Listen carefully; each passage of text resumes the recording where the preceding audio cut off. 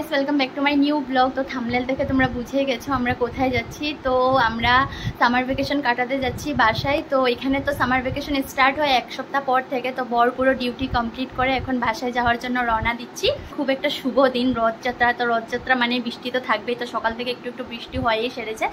তো আমাদের ট্রেন হলো 1:30টার সময়। তো এখন বাজে 1টা। তো সকাল 6টার থেকে উঠে দৌড়ে দৌড়ে সমস্ত কিছু কমপ্লিট করেছি। রেডি হলাম, সোনাকেও খাবিয়ে স্নান মানে মালিশ টালিশ করিয়ে স্নান করিয়ে খাবিয়ে টাবিয়ে ওকে ঘুম পাড়িয়ে দিয়েছি। তো এখন ওকে রেডি করবো, 1:30টার সময় ট্রেন। তো আমরা কাঞ্চনজঙ্ঘা ট্রেনটাতে যাব। তো ঠিক আছে, আমি এখনও কমপ্লিটলি রেডি হইনি। তোমাদের সামনে ঝটপট ইন্ট্রোটা দিয়ে দিলাম, আর জার্নি ব্লগটা তোমাদের সাথে পুরো শেয়ার করবো, দেখতে থাকো। যাওয়ার আগে রুমটা কিভাবে সেটিং করা যায় এটা তো তোমাদেরকে প্রত্যেকবারই দেখাই। তো ভাবলাম এখনও দেখিয়ে দিই। তো এখানে দেখো তোষকটাকে পুরো ফোল্ড করে নিয়েছে সোনার বাবা, আর এদিকে ওর সাইকেল, স্ট্রলার, ওয়াকার সমস্ত কিছু ফোল্ড করে এখানে রেখে উপরে একটা কভার দিয়ে দিয়েছে, মানে বাইকের কভার এটা। তো উপরে এরকম ঢেকে দিয়েছি। আর এখানে সোনার যাবতীয় যেমন কি সেরেলেক বলো, তারপর মাখনা, বাটার, বিস্কিট, এগুলো শুকনো জিনিসগুলো আমি এভাবে নিয়ে নিয়েছি। এখন ব্যাগে ঢুকানো হবে। আর ব্যাগ মোটামুটি সমস্ত কিছু রেডি হয়ে গেছে। 3 দিন থেকে অল্প অল্প করে ব্যাগ গোছানো স্টার্ট করে দিয়েছিলাম, কিন্তু এবার আর প্যাকিং ব্লগ শেয়ার করিনি, মানে পুরো বিজি ছিলাম এই কদিন।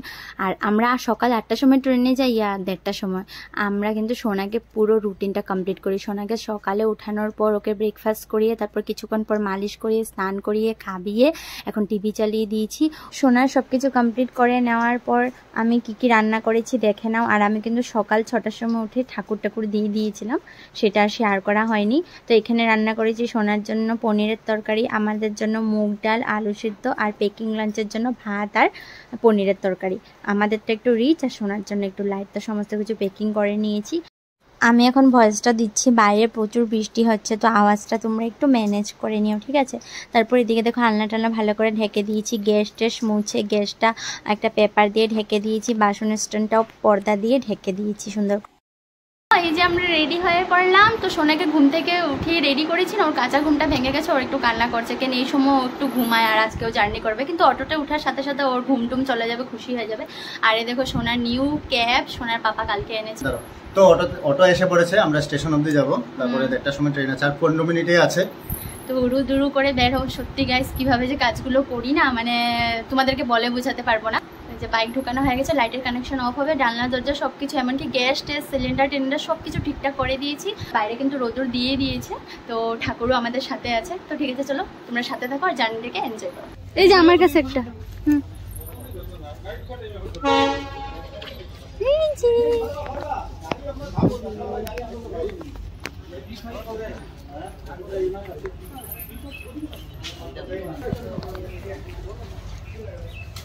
বসে গেছি। এই যে সোনা বাবা নিউ ক্যাব। পাপা কোথায় যাচ্ছ? সোনা বাবা কোথায় যাচ্ছ তুমি? কি হয়েছে তো চুপচাপ কেন? হ্যাঁ, ফোন করছি।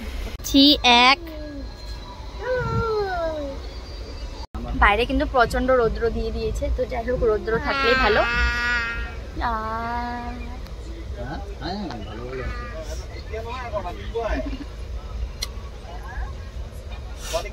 তো চলো, এখন তো মোটামুটি 1:30 বাজে।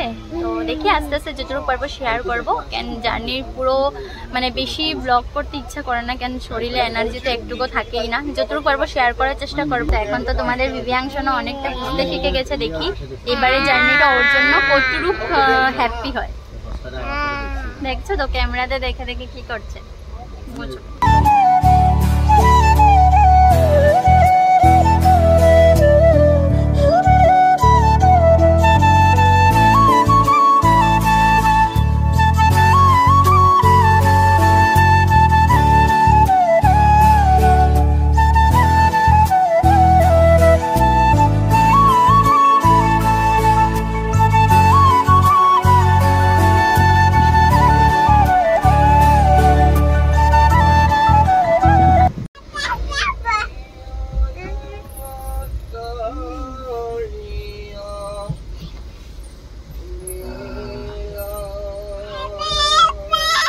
নেলগুলো দেখি, নেলগুলো দেখো, নেলস কত বড় হয়েছে, কাটাই হয়নি, এবার গিয়ে কাটতে হবে। সবাইকে খামচি দিয়ে রাখছে না। और माथा ছোঁয়া একটা দিয়ে দিবা। হ্যাঁ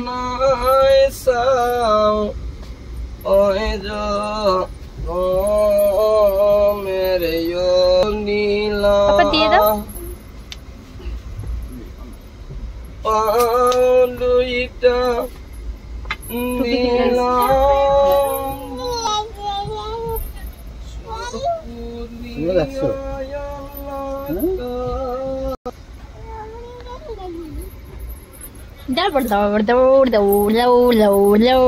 সোনামুখ দেখো তো, সোনামুখ।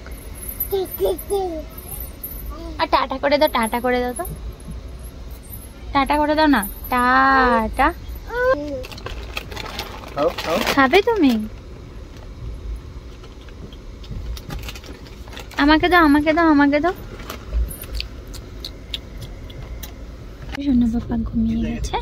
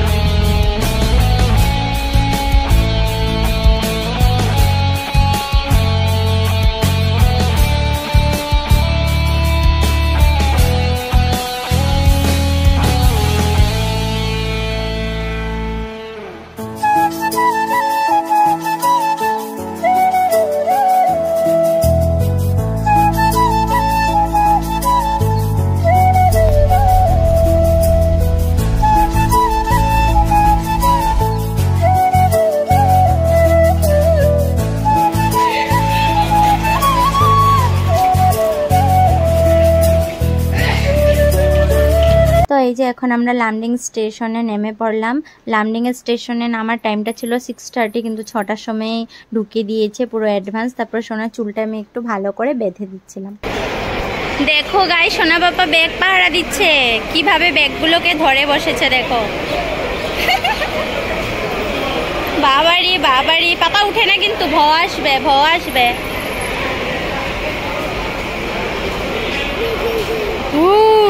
এখানে কি লেগেছে বাবা? ও সিঁদুর, মাম্মান থেকে সিঁদুর লেগে গেছে। কোথায় ভ, কোথায়? কারে ডাকে রে? কাকে ডাকছো?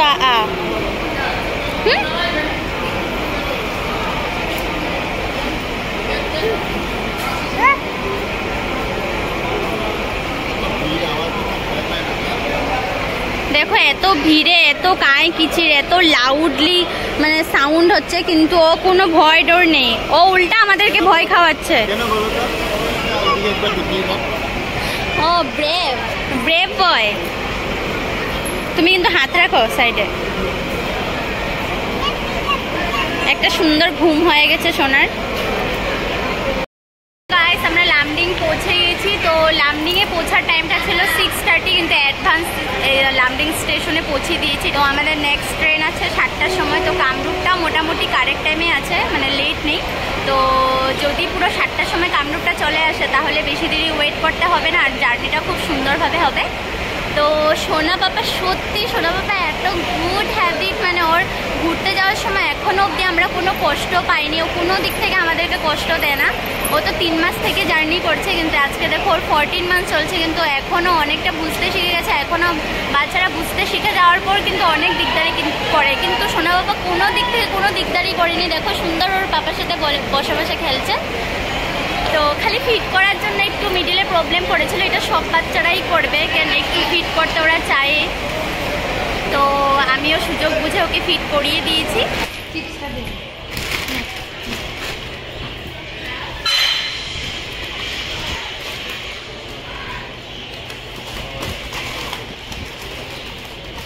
ওয়েটিং রুমে এসে সোনাকে প্রথমে খাইয়ে দিলাম, তারপর আমরাও লাঞ্চটা সেরে নিয়েছি।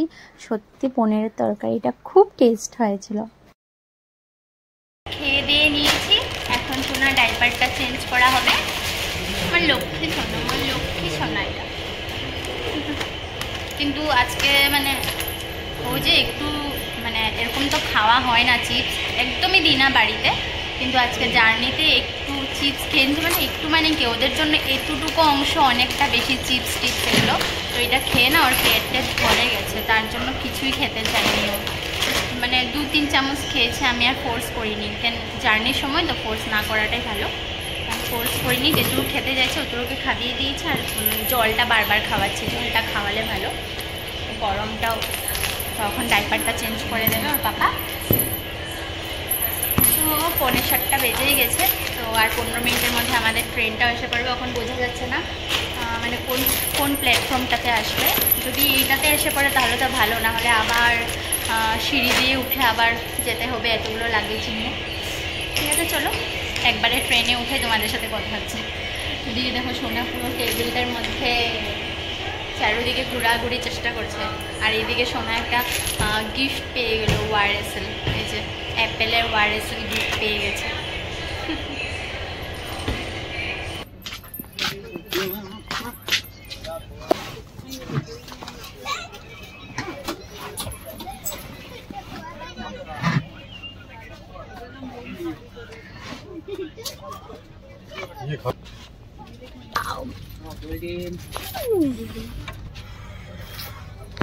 উঠে গেছি আম্মা, না বসো করো, বসো করো।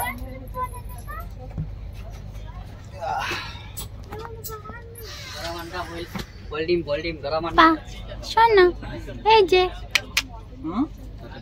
টাটা করো তো, টাটা টাটা করো তো। হ্যাঁ, चिकन बिरयानी अंडा बिरयानी खाना, चिकन बिरयानी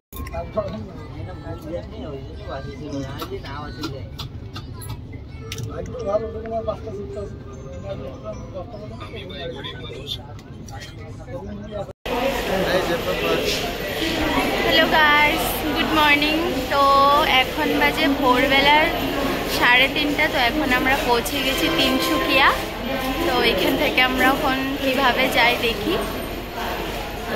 তো সোনাও ঘুম থেকে উঠে গেছে, তো রাত্রে একটু দিকদারি হয়েছে ওর, যেহেতু ছোটো জায়গাগুলো সিটগুলো, আর ওর তো বড় বড় জায়গা লাগে, তো ঘুমোতে অনেকটা প্রবলেম হয়েছে আমারও। আমি একদম অল্প জায়গা নিয়ে ঘুমানোর চেষ্টা করেছি, কেন ওর জায়গা হচ্ছে না, তার জন্য আমার পুরো শরীর ব্যথা।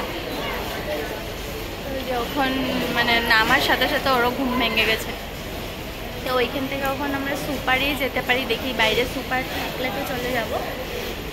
তো ঠিক আছে, চলো একবারে গিয়ে তোমাদের সাথে কথা হচ্ছে।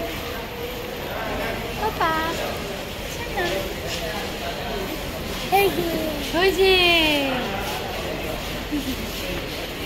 তো গাইজ বাসে উঠে পড়লাম আমরা। তো 4টার আগে বাস স্ট্যান্ড পৌঁছে গেছি, কিন্তু বাস ছাড়তে ছাড়তে প্রায় 5টা বাজিয়ে দিয়েছে, না হলে আমরা আরও তাড়াতাড়ি ঘরে পৌঁছে যেতাম।